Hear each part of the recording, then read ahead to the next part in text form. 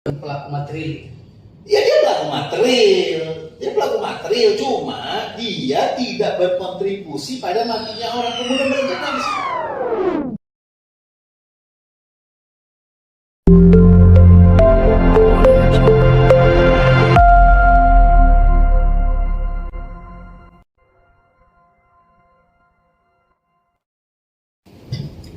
Assalamualaikum warahmatullahi wabarakatuh.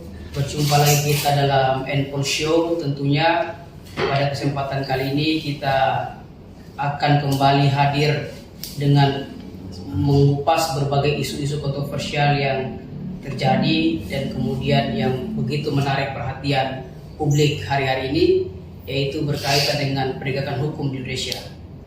Dan secara pastinya tentu tematik yang coba kita angkat pada kesempatan kali ini yaitu kontroversi tuntutan jaksa penuntut umum terhadap para terdakwa pembunuhan berencana Yosua Huta Barat yang tempo hari sampai hari ini tetap menjadi konsumsi publik dan ramai untuk didiskusikan. Oleh karena itu pada kesempatan kali ini sudah hadir bersama-sama dengan kita narasumber kita yang sangat luar biasa dan memang konsen sekali dalam penegakan hukum Indonesia, yaitu pakar hukum pidana Universitas Muhammad di Jakarta, Pak Dr. Felhuda SHM.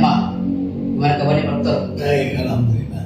Ya, jadi beliau kita undang di Endpoint Show tentunya karena begitu konsen dan memahami tentang perjalanan hukum di Indonesia gitu. Ya, dari kalau misalnya Pak Dokter kita mau melihat kasus pembunuhan berencana terhadap Yosua Huta Barat itu sangat polemik sekali sejak awal prosesnya hingga hari ini, dan memang kalau dilihat hari ini sudah sampai pada proses penuntutan, dan dalam tuntutannya itu agak ada banyak sekali disparitas yang terjadi gitu. Nah, saya ingin bertanya kepada Pak Dokter terkait dengan tuntutan daripada jaksa penuntut umum kepada para terdakwa pembunuhan pembunuhan berencana terhadap Yosua Huta Barat ini seperti apa menurut pandangan Pak Dokter? Iya, menurut saya sih wajar-wajar saja ya, karena kan bisa dibagi dalam dua klaster. Klaster pertama adalah orang yang memang bertanggung jawab langsung atas kematian korban, kematian Yosua Huta Barat, yaitu Verdi Sambo dan Richard Eliezer, kan gitu. Sementara ada klaster yang lain, memang ada di tempat kejadian, mungkin berkontribusi terhadap terjadinya pembunuhan tersebut, tapi tidak perbuatannya tidak berakibat langsung pada kematian korban, yaitu Ibu Putri, Kuat Ma'ruf dan Ricky.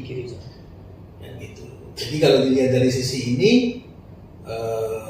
bagi saya sih sudah sesuai gitu ya, antara fakta yang terungkap di persidangan dengan analisis yuridisnya dengan tuntutan yang disampaikan. Gitu. Tuntutan yang disampaikan terhadap Verdi Sambo kan seumur hidup. Ya, kalau 340 memang ancamannya kan mati, seumur hidup, atau pidana penjara sama waktu tutup paling lama 20 tahun. Jadi penuntut umum menggunakan yang tengah, seumur hidup, kan gitu. Nah, di sisi lain Richard Eliezer 12 tahun. Saya kira itu sudah cukup sesuai gitu ya. Jangan dibandingkan antara tuntutan Richard Eliezer dengan Ibu Putri, dengan Kuat, dengan Ricky. Ini ngawurnya di sini kalau dibandingkan, itu kan perannya berbeda. Misalnya banyak pandangan yang mengatakan bahwa tapi kan para terdakwa itu kan terbukti melanggar ketentuan 340 KUHP. Tapi kok bisa berbeda? Kan saya tak bilang ada dua klaster. Klaster pertama adalah orang-orang yang bertanggung jawab langsung atas kematian korban, yang pegang senjata. Yang pegang senjata kan dua orang, yaitu Verdi Sambo dan Richard Eliezer, kan begitu. Ada orang-orang yang nggak pegang senjata, dia berkontribusi atas peristiwa itu, tapi nggak berkontribusi terhadap matinya korban secara langsung. tidak pegang senjata. Bukan pelaku material. Ya dia pelaku material, cuma dia tidak berkontribusi pada matinya orang. Pembunuhan berencana apa sih? Pembunuhan berencana itu adalah perbuatannya dengan sengaja dan dipikir lebih dulu merampas nyawa orang. Jadi bagian inti deliknya adalah merampas nyawa orang. Siapa yang perbuatannya paling berkontribusi pada merampas nyawa orang, dialah yang paling bertanggung jawab. Ada 2 orang di situ, Ferdy Sambo dan Richard Eliezer. Yang secara langsung mereka megang senjata kok, kan gitu. Sementara yang lain tidak pegang senjata. Ada yang manggil, katakanlah begitu, memanggil doang tugasnya, kan begitu. Sehingga kemudian tidak berkontribusi pada matinya korban secara langsung, tapi secara keseluruhan peristiwa itu ada perannya. Maka mereka di klaster kedua. Jadi wajar saja kalau ada perbedaan ancaman hukuman yang diajukan oleh penuntut umum terhadap klaster kedua tadi, Ibu Putri, Ricky dan Kuat, dengan klaster yang pertama. Tetapi Pak, bagaimana dengan misalnya status misalnya kan Ibu Putri 8 tahun, kemudian Ricky Rizal dan Kuat Maruf sama-sama 8 tahun, sama. Tetapi untuk Ricky yang tadi Pak Dokter sampaikan bahwa karena dia sebagai pelaku langsung, tapi yang menjadi pertanyaan ini barangkali juga menjadi pertanyaan publik, bagaimana dong dengan status dia sebagai justice kolaborator? Ya kalau dia nggak justice kolaborator, dia seumur hidup juga dong. Sama Sambo. Berarti kan gitu. Konsep penyertaan adalah dipidana sebagai pembuat delik mereka yang melakukan, mereka yang menyuruh melakukan, mereka yang turut serta melakukan. Diancam dengan pidana yang sama. Jadi kalau nggak ada posisi dia sebagai justice kolaborator, sama tuntutannya, seumur hidup juga.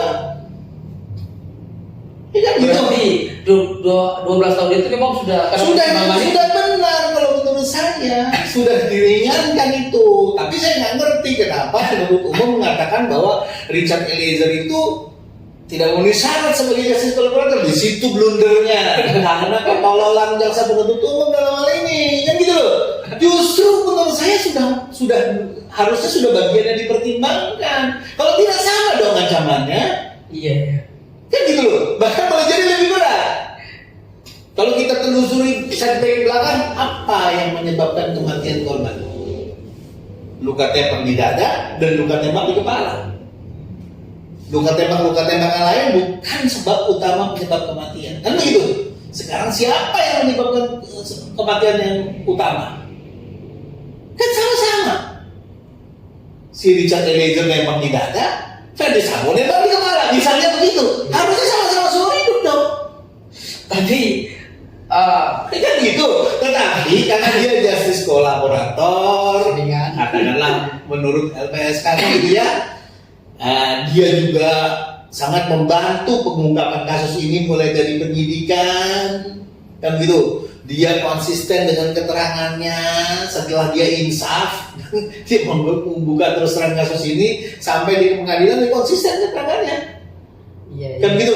Dia polisi pangkat paling rendah, yang tahunya hanya menjalankan perintah. Itu semua faktor-faktor dia yang meringankan dia. Iya, sekarang sehingga kemudian wajar kalau kemudian dia hanya dituntut 12 tahun. Jadi jangan dibandingkan dia sama Putri. Jangan dibandingkan Richard Eliezer sama Kuat. Gak beda loh. Gak equal. Membandingkan tuh harus apple dengan apple. Ini apple sama kecapi. Iya, soalnya ini banyak ketakutan juga ke depannya bahwa kalau misalnya justice kolaborator tidak diapresiasi secara hukum dalam konteks penuntutan ataupun pembedaaannya, nanti ke depannya itu orang juga jadi takut. Ya, ini kan baru tuntutan. Iya. Dan kalau menurut saya sudah bisa dibandingkan dengan kasat mata. Satu seumur hidup. Seumur hidup apa sih? Dia akan dipidana penjara sampai dia mati. Itu namanya seumur hidup. Yang satu 12 tahun. Pidana penjara seumur hidup itu nggak mungkin dikurangin. Nggak ada remisi. Terhadap pidana penjara seumur hidup 12 tahun ada remisi. Katakanlah divonis 12 tahun ada remisi nanti ngerti setiap tanggal 17 Agustus dia dapat, tanggal 25 Desember karena dia Nasrani dia dapat, karena ketokohannya misalnya dia di lembaga pemasakan dia dapat, akan dikurangi dia. Mungkin tidak akan lebih dari 10 tahun dia menjalani, dibandingkan dengan orang yang sampai mati yang namanya Verdi Sambo di penjara seumur hidup kecuali dirubah dengan gerasi putusannya, kan begitu. Jadi kekhawatiran masyarakat bahwa orang yang bekerja sama dengan aparat penegak hukum mengungkap perkara tersebut itu tidak diapresiasi, itu keliru.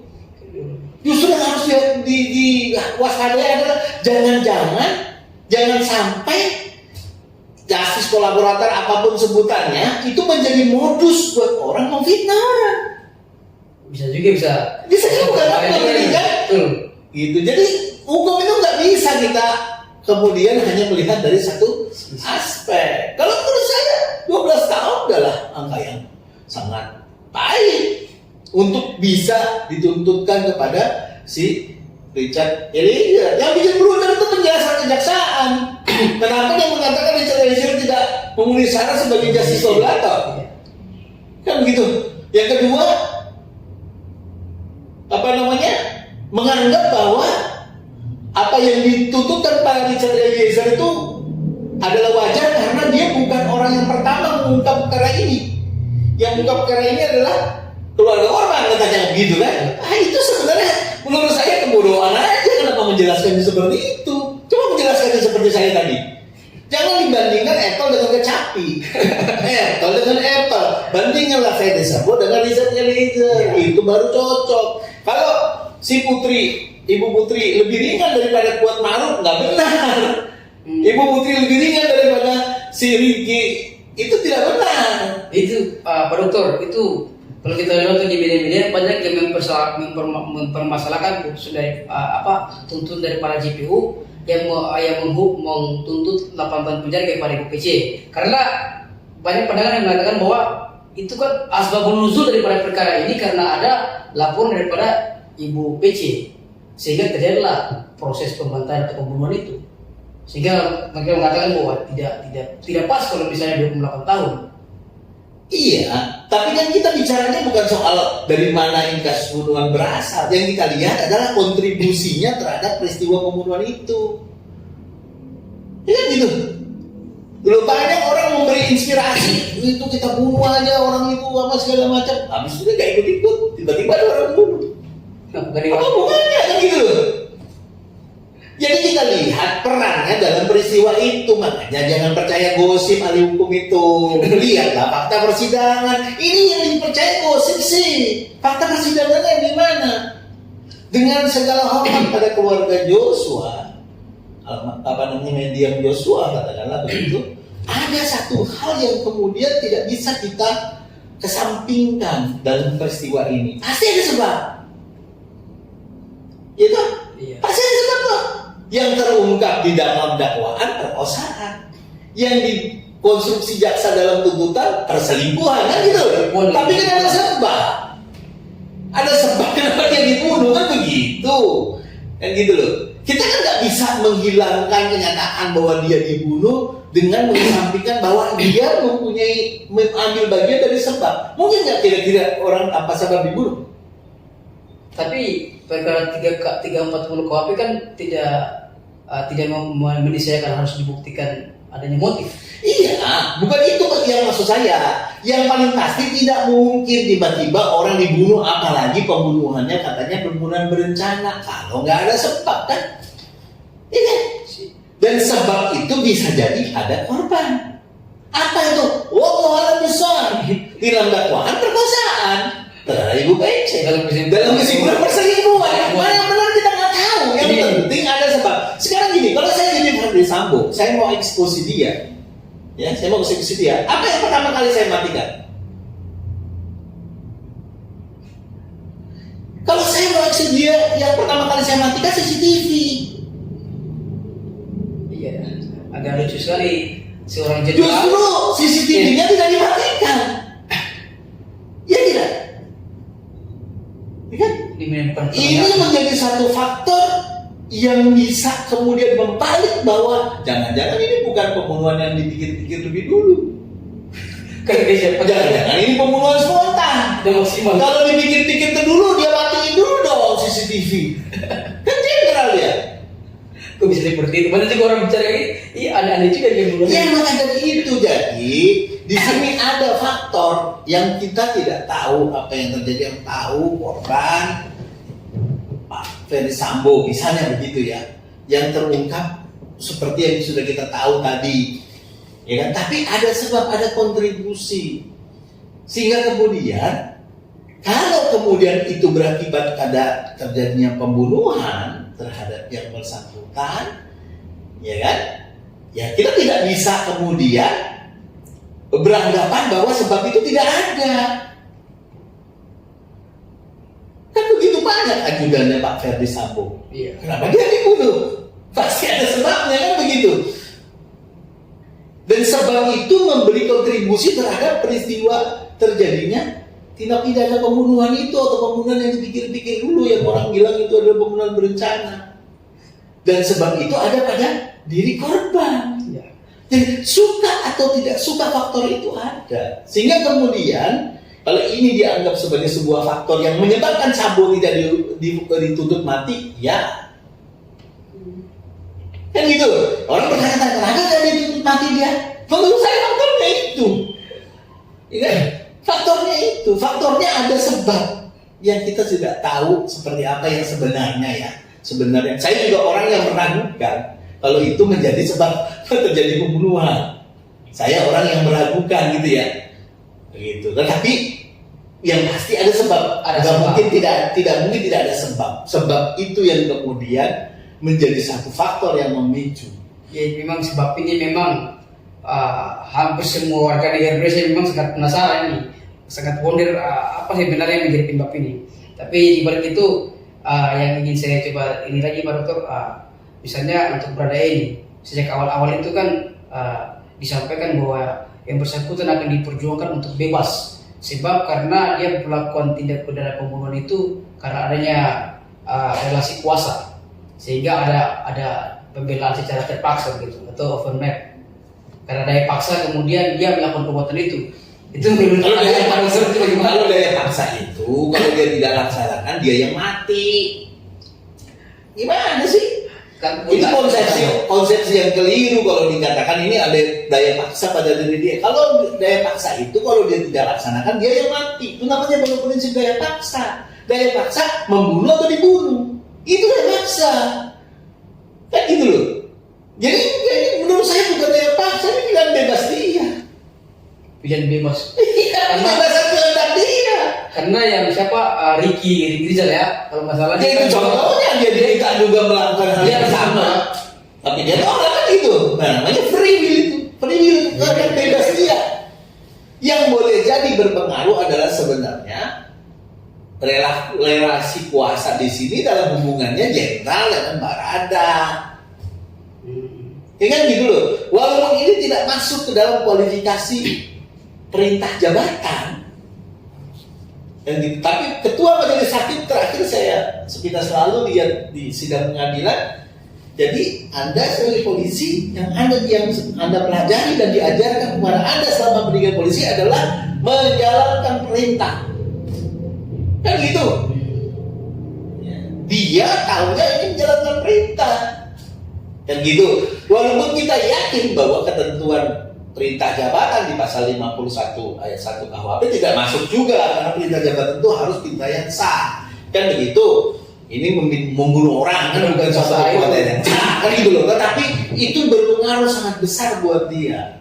Dia melakukan itu dengan pikiran bahwa ini adalah perintah yang harus dilaksanakan atasannya.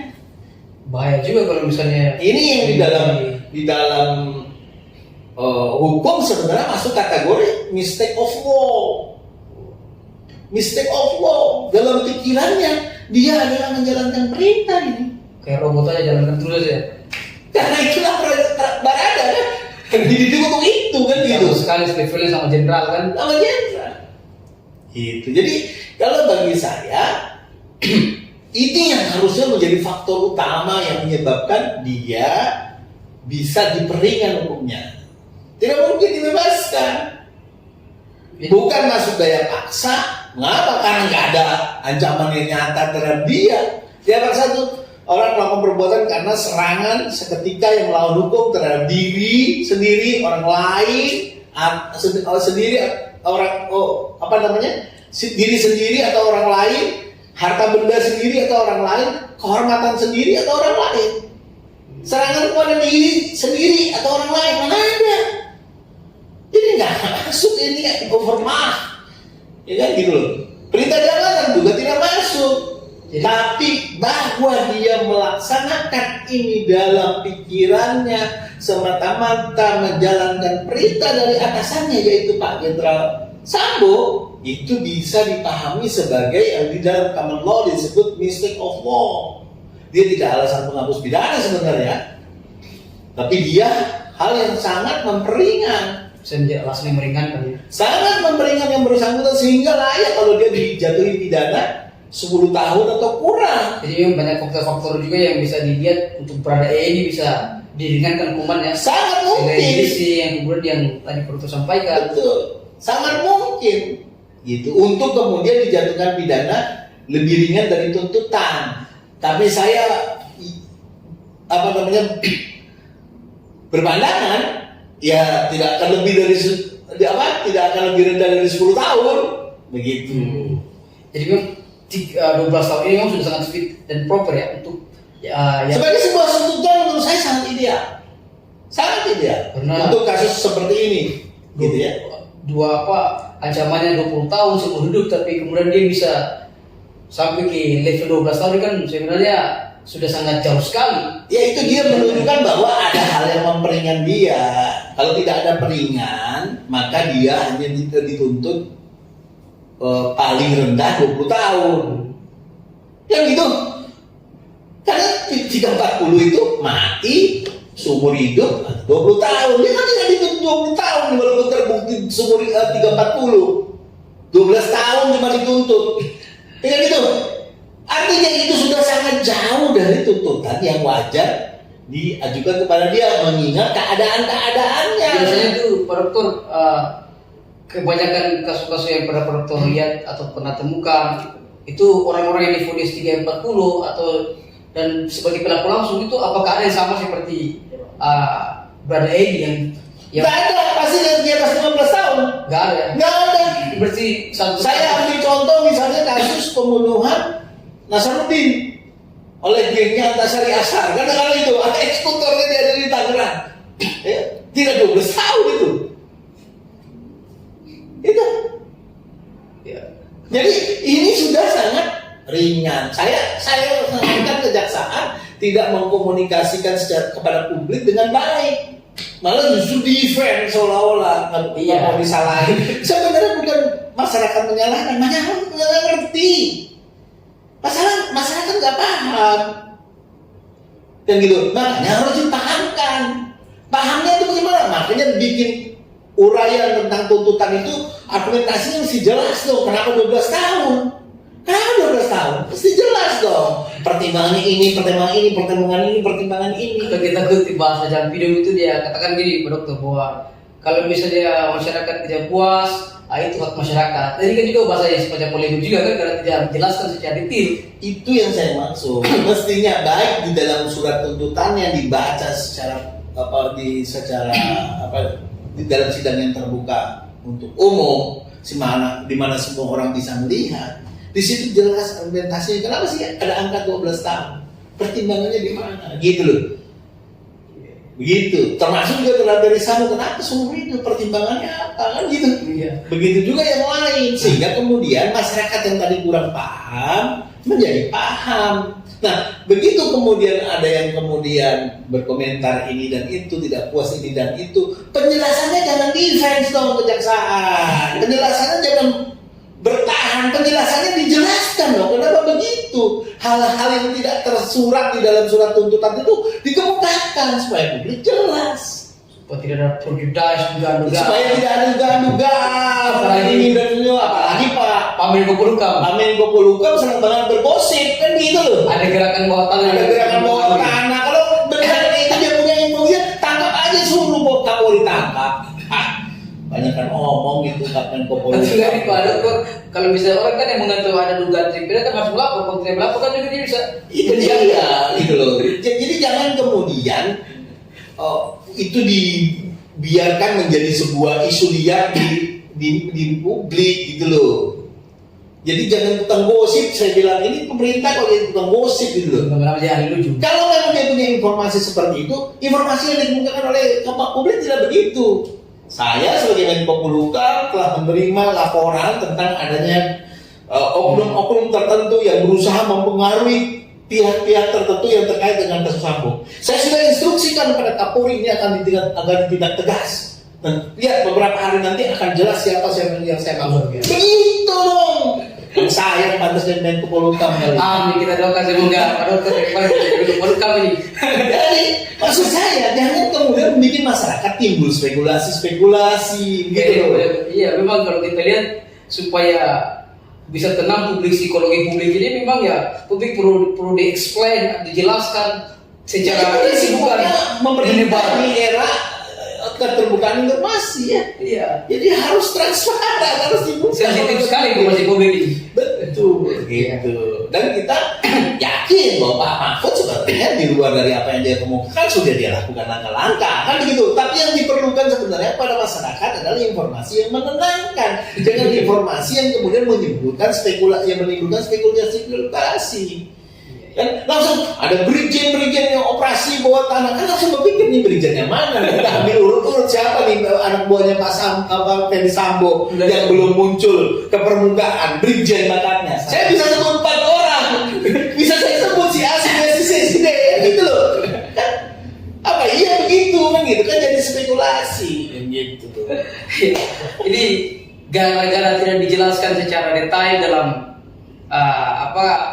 konferensi pers atau tuntutan misalnya membuat masyarakat ini khusus untuk kayak kasus Sambo, Pak Sambo sendiri, terdakwa Sambo banyak yang pihak-pihak kalau kita baca di berbagai media itu banyak sekali mengatakan ini tidak pantas daripada seorang Jenderal Sambo ini dihukum atau dituntut seumur hidup karena hampir tidak ditemukan alasan yang meringankan. Kebanyakan alasan yang memberatkan. Tapi saya tidak kemukakan sejumlah faktor memberatkan dia, nggak usah disebutkan. Tapi apa yang menjadi penyebab orang dibunuh? Pasti ada. Pasti. Kan juga, itu kan menjadi hal yang juga menjadi sebuah misteri yang belum juga menimbulkan kepercayaan pada publik. Macam-macam kan publik berspekulasinya kan. Saya beberapa waktu di awal kasus ini di sebuah stasiun TV saya sudah kemukakan itu kan gitu. Satu, jangan kejar motif karena motif ini jadi sering motif entah mana yang benar, ya kan. Yang kedua, jangan berpegang pada keterangan tersangka. Bisa bohong. Ya, tersangka boleh bohong kok, dia punya hak ingkar kok. Kalau Pak Ferdi Sambo bohong di pengadilan dia boleh aja, kenapa? Kan gitu loh. Dia boleh bohong untuk menolong dirinya sendiri, kan gitu loh. Dan itu hukum, makanya buktikanlah perbuatannya dengan alat-alat bukti. Jangan berpegang pada keterangannya dia sendiri. Non-self incrimination, orang nggak boleh dihukum cuma gara-gara keterangannya sendiri. Kan gitu, apalagi keterangan saksi mahkota, orang yang sama-sama kan terlibat. Ya tentu saling menyalahkan loh antara Sambo sama si Richard Eliezer. Sambo bilang hajar Cat, maksudnya dihajar. Si Richard ditembak. Enggak, bukan hajar, tembak. Jadi muter-muter kata aja. Itulah kalau diadu mereka saling bantah, maka buktikan dengan keterangan di antara mereka kan itu. Awal-awal proses itu yang bikin lama itu. Ya itu dia. Kok juga keadaan seperti itu tidak membaik di pengadilan. Kan gitu loh. Di pengadilan berpegang saja pada bukti-bukti yang ada kan gitu loh. Terutama bukti-bukti ilmiah terhadap sebab kematian. Kan begitu terhadap dan forensik dari sebab kematian, uji balistik berkenaan dengan senjata. Kenapa nggak berpegang pada situ? Kenapa itu yang tidak terekspos? Gitu? Kenapa itu yang tidak terekspos? Pada itu yang paling penting gitu. Eksposnya tadi hajar Cat, tembak, itu aja yang ramai gitu loh. Jadi mau dibahas apa filosofi hajar itu maksudnya apa? Padahal udah disiapin senjata. Ibaratnya gitu kan gitu loh. Ya dihadirkan sejumlah ahli gitu ya, yang lebih banyak saya melihat menilai fakta-fakta. Yang bikin kacau kan gitu loh. Ada ditanya, apakah menurut saudara ahli kalau ada seorang hajar itu berarti perintah untuk menembak? Ya, pasti itu adalah menjelaskan fakta. Ya setiap orang punya view-nya masing-masing. Kan gitu loh. Ya di ngawur bin ngaconya adalah ya ke sana gitu loh. Padahal ahli mestinya menjelaskan mengenai konstruksi hukumnya. Ada yang sadar nggak sini bahwa konstruksi hukumnya sebenarnya ada yang nggak tepat? Ya nggak? Sekarang kalau Richard Eliezer diminta nembak oleh Ferdy Sambo, ya kan? Si Richard Eliezer berpikir bahwa ini adalah perintah atasan yang harus dilaksanakan. Ya? Ini hubungannya apa? Media pleasant, don't pleasant, itlah. Ya kan gitu loh. Jaksa menggunakan konstruksi media pleasant, ngaco, ngawur. Mestinya adalah withlocken, dengan penyesatan namanya. Memberi atau menjanjikan sesuatu, menyalahgunakan kekuasaan atau kekuasaan atau martabat, memakai ancaman kekerasan atau penyesatan, memberi sarana kesempatan keterangan. Penyesatan. Ini penyesatan yang dilakukan oleh Ferdy Sambo sebagai seorang jenderal kepada Barada sehingga kemudian dia mau menembak. Konstruksinya mestinya pasal 55 ayat 1 ke 2 KUHP yang tidak pernah didakwakan. Ini harusnya beliau diajak untuk jadi saksi supaya jadi itu harusnya yang menjadi fokus utama para ahli di dalam membahas konstruksi peristiwa ini. Jangan menafsirkan hajar itu artinya menembak Pak. Saya kira itu jadi fakta. Menilai fakta, kalau menilai fakta ya hakim aja dong. Hakim lah biar kita suruh menilai fakta, jaksa suruh menilai fakta, penasihat hukum suruh menilai fakta. Mengenai hukumnya itu yang menjadi perdebatan. Harusnya kompetensi ahli yang betul ya debat masalah hukum, mengenai hukumnya, jangan faktanya dengan penerangan. Jadi paradoks. Gitu. Iya, Pak Dokter. Kali ini kan proses hukum terhadap kasus pembunuhan berencana Brigadir Yosua Barat ini kan belum selesai. Nah, tetapi tuntutan kemudian telah disampaikan oleh jaksa penuntut umum. Nah, dan pastinya tinggal kita menunggu babak terakhir, yaitu babak putusan. Apakah misalnya nanti ke depannya putusan daripada Majelis Hakim Jakarta Selatan, apakah bisa sama dengan putusan, sama dengan tuntutan daripada JPU terhadap para terdakwa, ataukah barangkali bisa ultra petita terhadap tuntutan daripada para JPU? Ultra petita tidak mungkin kalau menurut saya. Mengapa tidak mungkin? Karena ya hakim tidak boleh memutus lebih dari yang diminta. Ya begitu. Jadi pasti pada kisaran apa yang dituntut. Ya. Dalam kasus-kasus pembunuhan berencana saya belum pernah menemukan ada ultra petita. Ya, termasuk kasus ini menurut saya tidak pada tempatnya untuk kemudian diterapkan ultra petita. Tetapi untuk beberapa terdakwa lebih ringan sangat mungkin. Ya, atau mungkin bisa jadi semua terdakwa bisa jadi dihukum lebih ringan, kan gitu ya. Termasuk Pak Ferdy Sambo sendiri, ya kan. Walaupun penuntut umum menyatakan bahwa tidak ada satu faktor pun yang meringankan dia, kan gitu. Ya. Tetapi dengan dia tidak menuntut mati, dia mengakui ada hal yang meringankan. Ya kan? Kalau memang tidak ada faktor yang meringankan, kenapa nggak dituntut mati? Logikanya, ya kan? Dia menunjukkan bahwa ada faktor yang meringankan sebenarnya yang tidak dikemukakan di situ. Termasuk di antara tadi saya sebut sempat terkait dengan cara dia melakukan. Iya, hal yang track record beliau selama ini. Ya kan, bagaimanapun sebelum dia jadi terdakwa dia adalah perwira tinggi polisi paling berprestasi kan. Kan tidak mungkin dikesampingkan prestasi dia selama ini juga. Pengabdian pada bangsa dan negara ini. Jadi kalau saya berpikir ada peluang hakim akan menjatuhkan Ferdy Sambo 20 tahun. 20 tahun ya. terhadap Richard Eliezer juga menurut saya banyak sekali hal yang kemudian bisa dikemukakan sebagai faktor yang lebih memperingan lagi. Terutama adalah tadi posisi dia sebagai seorang polisi dengan pangkat terendah di kesatuan polisi berhadapan pada perintah jenderal bintang 2. Kan gitu loh. Jauh sekali.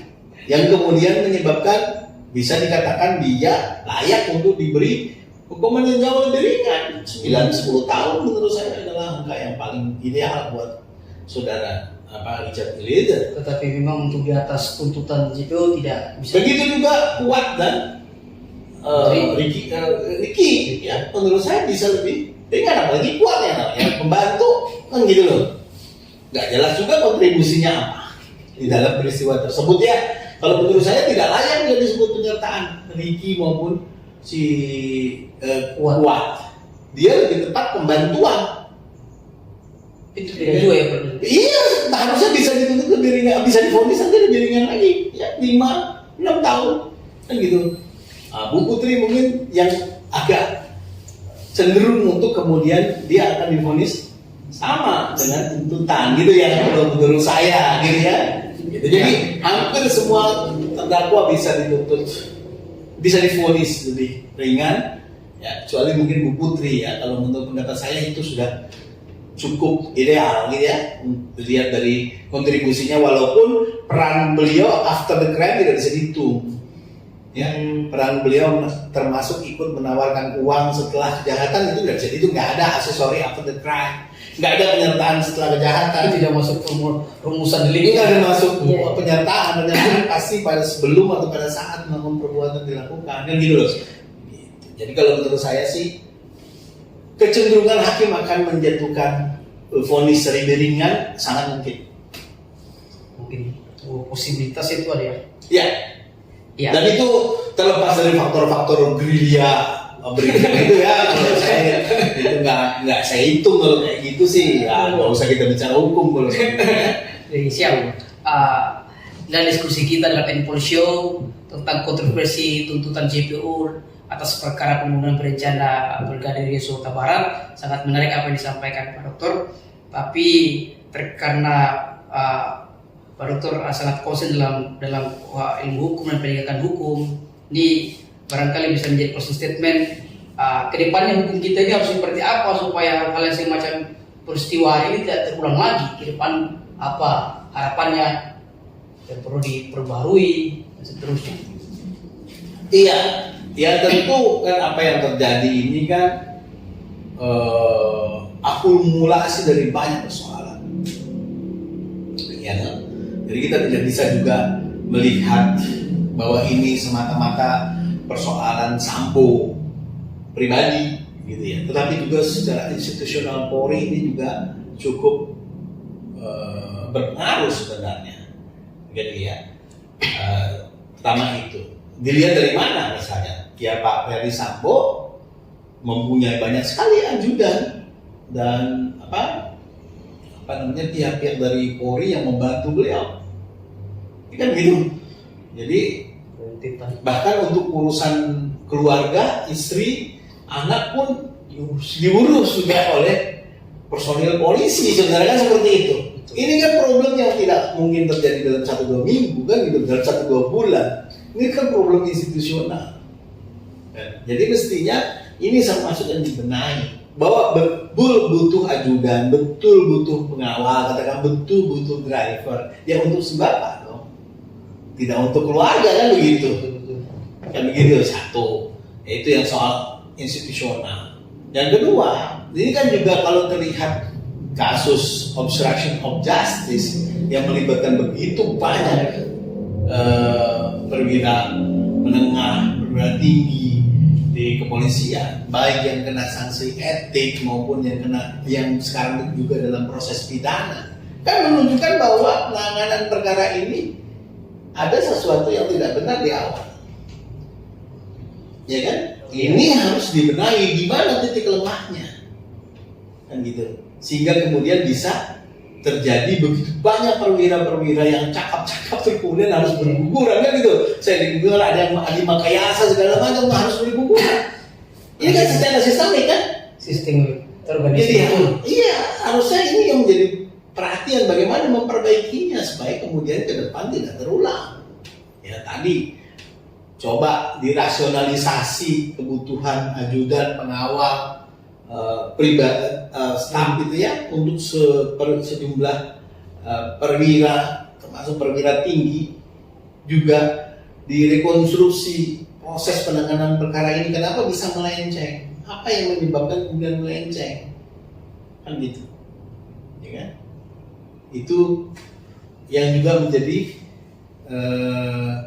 satu hal yang menurut saya tidak personal, institusional, kan gitu ya. Ketiga juga ya termasuk diantaranya adalah misalnya keterkaitan Pak Ferdi Sambo dengan apa yang kita sebut dengan disebut dengan Satgasus misalnya begitu.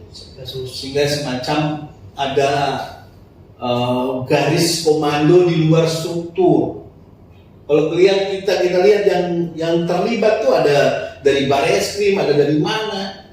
Itu kan tidak ada di dalam struktur. Independen sendiri. Di dalam strukturnya Pak Sambo sebagai Kadif Propam kan gitu. Berarti kan keterkaitannya dia dengan karena Satgasus kan. Misalnya dengan Direktur Kriminal Umum Wadir Krimum Polda Metro Jaya. Gitu. Kan tidak ada hubungan komando kan? Tapi kok bisa menjadi bagian yang kemudian dia dikenai sanksi etik 8 tahun atau berapa tahun? Kuat sekali relasinya. Ya kan gitu loh. Dengan banyak-banyak termasuk banyak-banyak pihak gitu loh. Jadi ini yang menjadi sebuah pelajaran penting terkait dengan Satgasus ini. Jadi saya kira tidak cukup kalau Kapolri hanya membubarkan Satgasus. Harus dilakukan audit. Selama ini kegiatannya apa saja? Pendanaannya dari mana? Siapa saja orangnya? Ya kan? Dugaan-dugaan pelanggaran hukum ada nggak? Selama pelaksanaan tugasnya ini untuk mengembalikan citra Polri. Untuk mengembalikan citra Polri kepada keadaan yang lebih baik daripada hari ini. Kepercayaan masyarakat kan jauh merosot kan gitu ya. Nah sehingga kemudian 3 persoalan ini menurut saya satu lagi lah persoalan berhubungan dengan senjata. Saya sudah cukup lama sebenarnya menyuarakan agar penggunaan senjata api itu harus ada tim, ada komisi yang kemudian setiap saat bisa memeriksa ini. Ya kalau ada misalnya polisi melakukan kegiatan penegakan hukum, lalu ada orang meninggal dunia ditembak, gitu kan? Apa yang dilakukan pertama? Yang pertama adalah segel senjata yang digunakan. Periksa. Jadi ada komplain, tidak ada komplain, ada pengaduan masyarakat atau tidak ada masyarakat, itu periksa sesuai prosedur atau tidak. Sehingga kemudian masyarakat ke depannya percaya. Coba kalau kita lihat terduga teroris ditembak mati. Baru terduga kan gitu loh. Kau udah ditembak mati. Ya kan? Itu harus diaudit. Gitu loh. Itu harus diaudit bahwa memanglah keadaannya tidak memungkinkan untuk dilakukan tindakan yang persuasif, sehingga tindakan yang tegas terukur itu harus dilaksanakan termasuk ditembak. Ya kebetulan tembakannya itu mematikan kan bukan ditembak mati, bukan tembak, tapi bukan dia menumpukan mematikan. Betul. Nah ini juga menjadi problem. Ya kasus Sambo ini menjadi entry point untuk kemudian membentuk semacam Police Complaint Committee. Police Complaint Committee ini bertugas untuk melakukan sebuah evaluasi ketika terjadi ada macam-macam hal, termasuk ketika anggota polisi menggunakan senjata mata api yang menimbulkan kematian baik sesama anggota polisi maupun masyarakat. Beberapa waktu lalu kita lihat kan ada polisi dibunuh di Riau oleh sesama polisi, ya gitu. Nah itu kalau menggunakan senjata api, apalagi senjata api dinas, itu penyelesaiannya tidak selesai hanya sekedar bahwa ini diproses hukum, nggak gitu. Karena harus ada polisi itu kan bisa kena 3 sanksi hukum, sanksi etik, sanksi disiplin. Ya begitu. Jadi ada yang kemudian memeriksa personal ini supaya kemudian ketika terjadi kontak tembak polisi dengan masyarakat, pelaku kriminal misalnya begitu, terduga teroris, kemudian ada yang meninggal dunia, masyarakat percaya bahwa polisi kita memang telah melaksanakan tugas dengan benar, kan gitu. Kalau sekarang kan Timbang aja. banyak sanksi, masyarakat banyak sanksi, ragu-ragu bahwa itu benar dalam rangka penegakan hukum. Banyak tindakan-tindakan yang memang di luar prosedur. Iya. Terutama yang paling banyak itu adalah terhadap terorisme dan narkotika. Iya kan? Tiba-tiba dor mati lah narkotika kan gitu. Terduga. Kan gitu loh. Nah, ini kan harus diaudit ya. Supaya kemudian tidak lagi timbul kayak Teddy Minasa kan gitu loh. Ya, kita tahu kan gitu loh. Berapa jumlahnya kita nggak tahu kan, tiba-tiba mati kan gitu loh. Ini yang harus kemudian publik bisa mengakses. Jadi Police Complaint Committee ini tentu ada wakil polisi sendiri, ada pakar yang mengerti tentang hal-hal yang berhubungan kepolisian, juga ada wakil-wakil masyarakat. Mungkin dibentuk di setiap polda misalnya gitu, sehingga kemudian masyarakat kalau ada tindakan yang penggunaan kekerasan yang terlalu berlebih dari anggota polisi bisa kemudian mempersoalkan itu demi tegaknya citra dan marwah kepolisian. Siap. Iya, perjumpaan kita kali ini sangatlah menarik. Semoga banyak manfaat dan banyak wawasan pengetahuan hukum yang bisa kita peroleh, terutama para pemirsa N-Pol Show, dan agar tidak salah kaprah dalam memahami hukum ataupun konteks penegakan hukum Indonesia yang kemudian sedang berjalan atau akan berjalan ke depannya seperti apa gitu. Nah, ini satu hal yang penting sekali dan sangat krusial untuk kemudian diperhatikan. Berikutnya barangkali kita doakan selalu buat Pak Dr. Khulhuda agar beliau sehat-sehat selalu, dimudahkan segala urusannya dan kedepannya semakin berjaya lagi. Terima kasih Pak Dokter sudah hadir di N-Pol Show. Ya. Dan jangan lupa pula saya mengajak teman-teman semua yang menonton agar jangan lupa untuk menonton video ini, watching dan like, share, dan juga pasti yang paling terpenting adalah jangan lupa untuk subscribe agar kami dapat bersemangat untuk membuat konten-konten yang tentunya substansial untuk dijadikan konsumsi kawan-kawan. Sekian, kita berjumpa dalam next pekan yang akan datang. Assalamualaikum warahmatullahi wabarakatuh.